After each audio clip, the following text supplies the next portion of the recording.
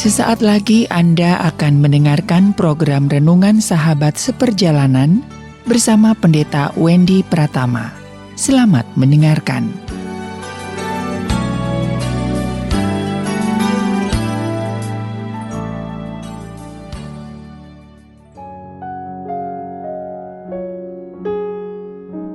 Selamat berjumpa kembali di dalam layanan audio Sahabat Seperjalanan. Hari ini adalah hari Selasa 26 April 2022. Tema renungan saat teduh kita dengan judul Terpaksa Itu Menyiksa. Terpaksa itu menyiksa.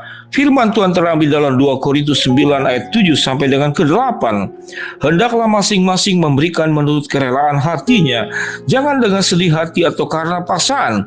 Sebab Allah mengasihi orang yang memberi dengan sukacita, dan Allah sanggup melimpahkan segala kasih karunia kepadamu, supaya kamu senantiasa berkecukupan di dalam segala sesuatu dan malah berkelebihan di dalam pelbagai kebajikan.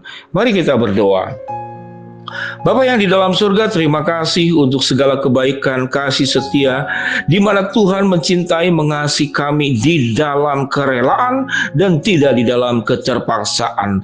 Biarlah ya Tuhan, spirit dan karakter seperti demikian menjadi bagian dari kehidupan kami sebagai umat-Mu dan sebagai kepercayaan yang diberikan anugerah buat kami semua. Dalam nama Tuhan Yesus kami berdoa, amin. Shalom sahabat seperjalanan yang dikasihi Tuhan. Terpaksa itu menyiksa. Terpaksa itu menyiksa. Dan kalau kerelaan itu membahagiakan, sesuatu yang terpaksa itu menyiksa dan sesuatu yang rela itu akan membahagiakan. Kalau kita bertemu dengan dua pekerjaan yang sama, yang satu dilakukan secara terpaksa, yang satu dilakukan dengan rela. Misalkan hal sederhana yang paling mudah, bangun pagi.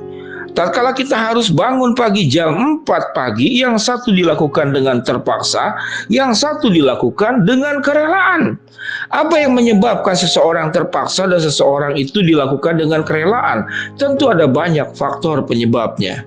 Sesuatu yang terpaksa biasanya dipaksakan orang lain, bukan pilihannya, tetapi harus dilakukan. Maka itu adalah sesuatu yang kemudian berdampak menjadi terpaksa. Tetapi kalau sesuatu yang rela, itu adalah berangkat dari pilihannya, berangkat dari keputusan dirinya sendiri, membuat dia rela. Di dalam hal ini Yesus melakukan segala sesuatu yang berat. Bagaimana datang ke dalam dunia, memberikan hidupnya kepada manusia berdosa, menyelamatkan dengan seluruh tantangan, tanggung jawab yang sedemikian besar, menanggung seluruh dosa umat manusia. Beratnya luar biasa. Namun Yesus melakukannya dengan apa? Dengan kerelaan. Sehingga semua yang berat itu dilakukan dengan kerelaan akan menimbulkan kebahagiaan yang luar biasa. Sekalipun melewati kematian, penganiayaan, cercaan, hinaan, bullying, disudutkan, disalahpahami, difitnah, lengkap sudah apa yang sudah dirasakannya. Namun tatkala itu semua dilakukan dengan kerelaan, dia akan mengalami semua kebahagiaan. Namun pekerjaan yang paling sederhana, misalkan bangun pagi saja, kalau itu dilakukan dengan terpaksa, maka menjadi sesuatu yang sangat berat, luar biasa.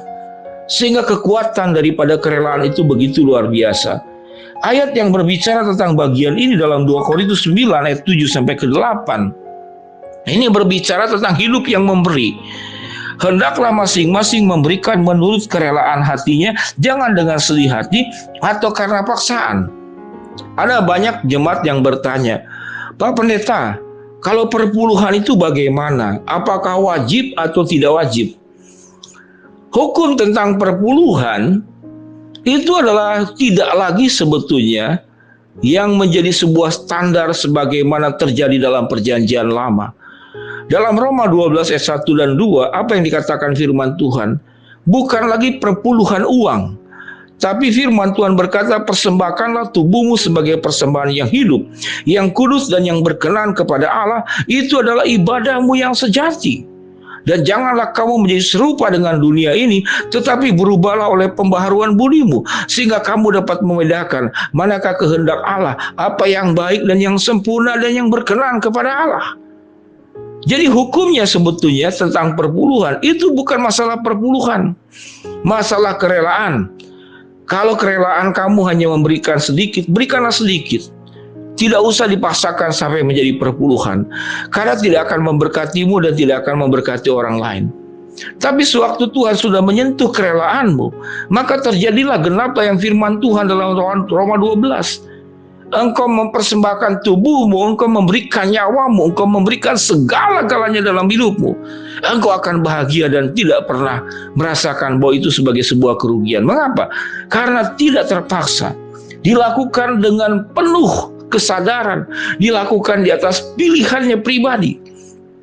Di dalam kita menjalankan kehidupan sahabat seperjalanan, apapun bentuknya, berangkat dari pilihan pribadi dengan sadar, berangkat daripada kerelaan, setelah melakukan semua yang baik, kemudian tidak ada hasilnya, kita tidak pernah terganggu, kita tidak pernah akan hitung-hitungan, dan kita tidak pernah akan merasa dirugikan. Mengapa?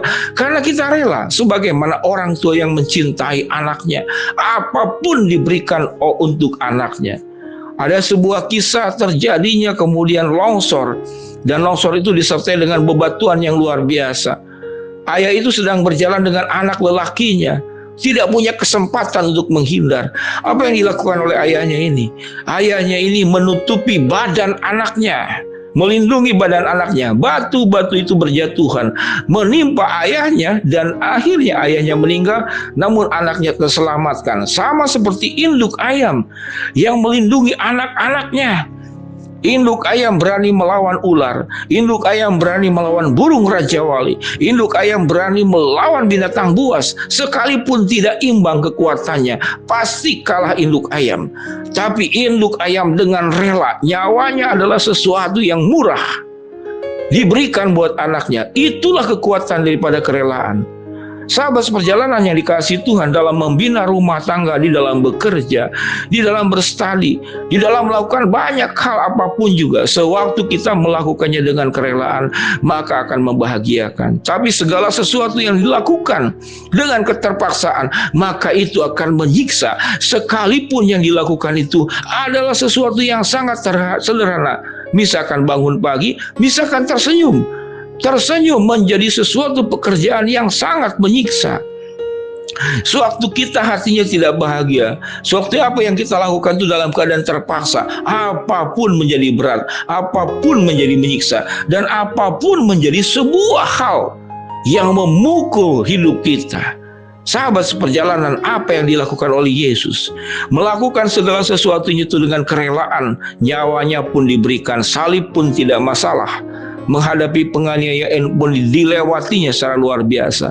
Mari sahabat seperjalanan, selain kita meminta berkat-berkat Tuhan, maka yang paling utama adalah beritalah kepada Tuhan sebuah hati yang rela menjalani kehidupan ini, sebuah hati yang rela menjalankan tanggung jawab, kepercayaan, apapun yang sudah Tuhan titipkan kepada kita, di dalam keluarga, di masyarakat, di pekerjaan, di dalam dunia apapun juga, maka hidup kita akan bahagia. Kebahagiaan tidak berbicara melulu tentang berkat kecukupan, dilimpahi sukses dan lancar.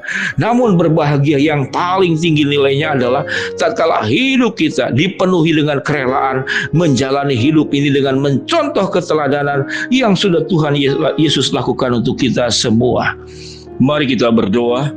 Terima kasih Bapa untuk kerelaan yang sudah Yesus contohkan kepada kami, dan kami akan melakukannya dalam hidup kami. Hamba-Mu berdoa buat sahabat seperjalanan yang sedang sakit, Tuhan jamah sembuhkan, yang sedang menghadapi masalah, Tuhan bukakan jalan, yang sedang memohon berharap sesuatu kepada Tuhan, Tuhan akan kabulkan sesuai dengan waktu dan rencana-Mu. Dalam nama Tuhan Yesus kami berdoa. Amin. Shalom. Tuhan memberkati kita semua.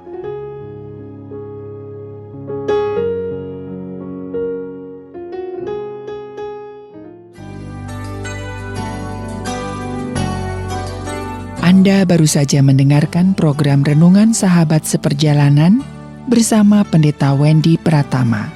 Terima kasih atas perhatian Anda. Tuhan Yesus memberkati.